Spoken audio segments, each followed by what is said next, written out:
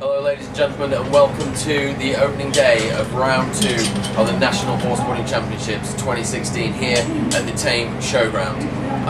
We've got a lot happening today. We've got four arena shows.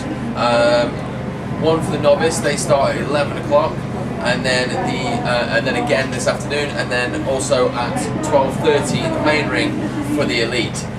I think weather conditions are going to come down to it again, Rich. Absolutely, yeah. The opening rounds of the National Horseboarding Championships are always really focused on ground conditions, just what the weather's doing. If you pan around and look at the actual weather conditions, yeah, it's going to be a hell of a day. It's going to be a hell of a day for these boarders. 2 weeks ago, Suffolk show, they had a rough time. Lloyd didn't complete a single race across the entire weekend, I think I'm right in saying. And it's just going to get harder and harder and harder. There's more mud out there than grass at the moment. We're going to be very focused on weather conditions. Yeah, I think the arena is likely to hold up a bit better than Suffolk, because Suffolk's quite a soft ground, and this is quite a hard ground. It's quite a well-drained ground. Being a rugby field, that's it. Yeah. I know you probably don't recognise it as a rugby field because you're not actually crying. Being a Welsh supporter.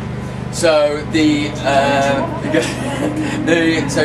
rugby field, it is well drained, but I think it's going to get muddy, it's going to get slippy, and it's a question of when it comes to Lloyd Crabb, whether or not he's going to be able to cope with his board starting to slip about underneath him with that loss of traction. Absolutely, that's really going to be what the board riders are going to deal with today. It's going from nice smooth runs into slippy turns. Yeah. Any corner is just going to be carnage, I imagine. We had a completion rate on the day 1 of Suffolk of less than, the team that did best only completed 50% of their runs. I think it's going to be much worse there. I think we're going to see slow times. I think it's just going to be, like I say, carnage. Well, I think to start with, yes, I think they will go out and they will put down a steady run. But again, it's that tactic. Do they go out and try and use to get the best of the ground straight away, or are they going to push each other to build up the pace? And I think as they build up the pace, I think we're going to see some quite dramatic falls of boarders sliding and travelling, as opposed to actually hitting the floor hard like they were doing with the big divots. Yeah. Of course, we've got 10 teams, so we're doing 10 teams in the intermediate and the elite. So that means the arena is going to have 60 runs on it today, 60 races on it today. Some of those corners being used 2 or 3 times within a race. So, that's going to it will churn it up. I don't expect deep divots, but I do expect it to be rough and wet. And, they're going to have to be, I think the horse riders are going to be making a decision on what studs they're going to wear today. Probably quite big on the studs front.